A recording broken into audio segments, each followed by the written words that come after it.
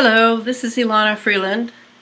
I am the author of several books on geoengineering. Here's one in Serbian. It's been translated.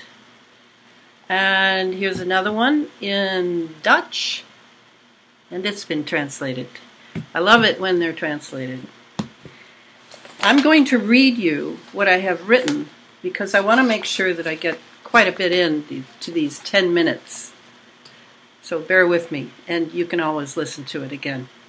Geoengineering is basically a classified military-industrial intelligence operation that the climate change, or global warming, or carbon sequestering cover story has successfully hidden for more than 2 decades, thanks in large part to corporate control over media outlets. Climate change has been the perfect ruse for globalists set on global government and for globalists set on transforming nature's divine human 1.0 into a transhuman machine, human hybrid 2.0.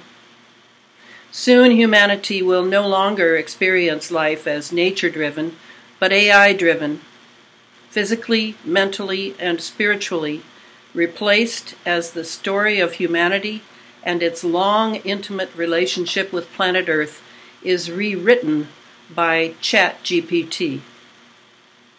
The present three-pronged epigenetic assault on the human immune system and blood began decades ago with genetically modified foods, whose colorful appearance belies their lack of nutrition, given that GMO seed is generally synthetic. Next came early childhood vaccination schedules that have increased logarithmically and now include adults. The third and most recent delivery system added to the present epigenetic assault is geoengineered chemtrails, loaded with big pharma chemicals, nanotechnology, and synthetic biology in service to transhumanism, all of which we are still breathing, eating, and drinking.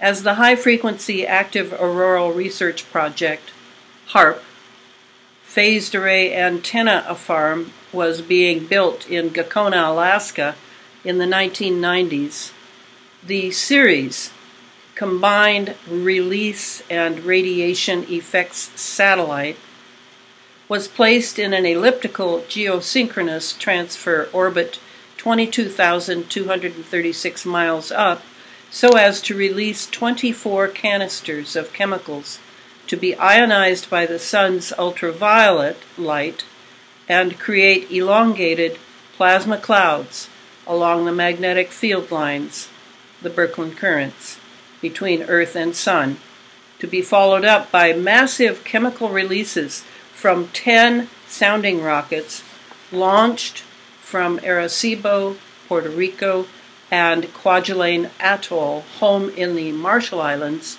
of Lockheed Martin's Space Fence. These NASA U.S. Air Force payload releases into our magnetosphere and ionosphere space environment, described by the series press kit as a, quote, dynamic ocean of invisible magnetic and electrical fields and particles, set the stage for the chemical and electromagnetic assault on everything carbon and protein-based. Biologist Craig Venter, the first to transfect a natural cell with a synthetic chromosome, views biology as a, quote, digital magnetic wave, end quote. Thus it is that our Earth space is captured in the electromagnetic space fence above, around, and inside our bodies.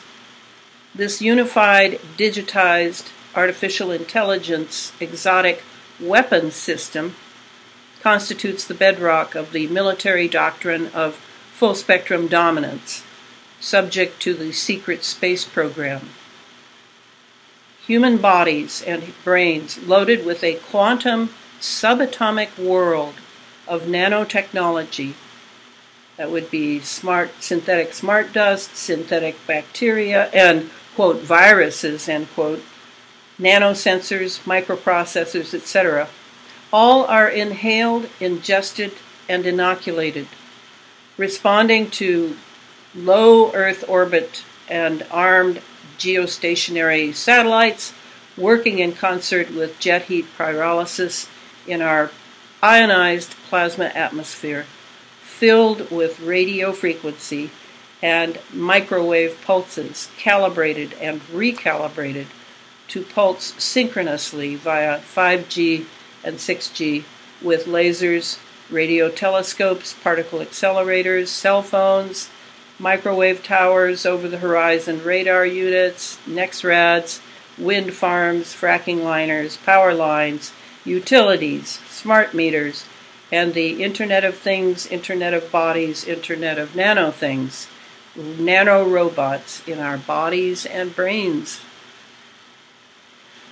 Little do people realize that the prefix nano, 1 nanometer, equals 1/1000th of a meter, is ushering in the tiny but powerful world of artificial, synthetic, inorganic life that leads directly to AI terms like meta and sentient world simulation and installation in our cells of self-assembling synthetic molecular machines composed of synthetic proteins in readiness for the transhuman era now underway, while geoengineering delivers more and more carbon nanotubes and nanometals for more and more autism for the young and Alzheimer's for the middle-aged.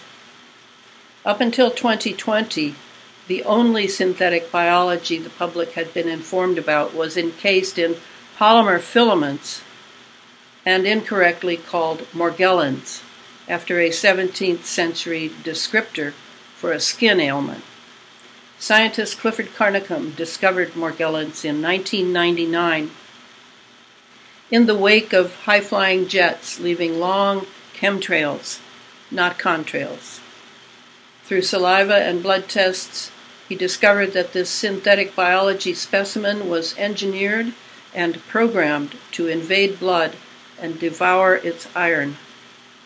Post-2020, Carnicom, doctors, and medical researchers are conducting live blood analysis and discovering that gene therapies, like mRNA, are loaded with nanotechnologies programmed to respond to 5G, 6G transmissions, self-assemble, and self-replicate in blood.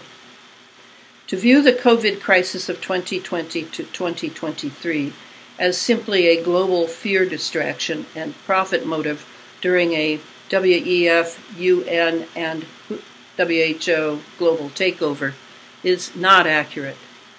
The COVID crisis actually introduced turnkey hardware and software into billions of human bodies and brains so as to speed up the abandonment of nature-based human 1.0 in favor of the singularity 2.0 transhuman model. The present devastation of Earth and real life is about everything eventually being synthetic and artificial to the point that all of the Earth and its natural inhabitants function as an interactive machine run by AI systems utilizing what is left of organic life as their batteries. Is it possible that AI systems are already driving globalist decisions? Is there a possibility that, as David Icke puts it, an, quote, AI sentient invading alien force, end of quote, is behind not just the internet that transhumans are to inhabit, but brain-computer interface technology as well? Technologies per se look like dead metal with electric charge, but are they really as inert as the words dead and inorganic connote? Is technology being used against human beings and life?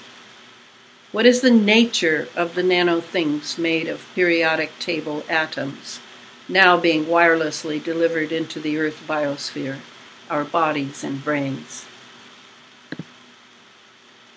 The truth is that we haven't a clue as to the actual nature of nanotechnology or synthetic biology, and yet both have been secretly delivered into the atmosphere and into everything alive, including human 1.0. Now that we are awakening to the fact that our experts have regularly lied to us, is there any way out of this? Rather than debating about whether gene drive inoculations are good or not, we should now be debating whether or not we will do what we can to defend our authentic human species. Do we not owe such an effort to future generations?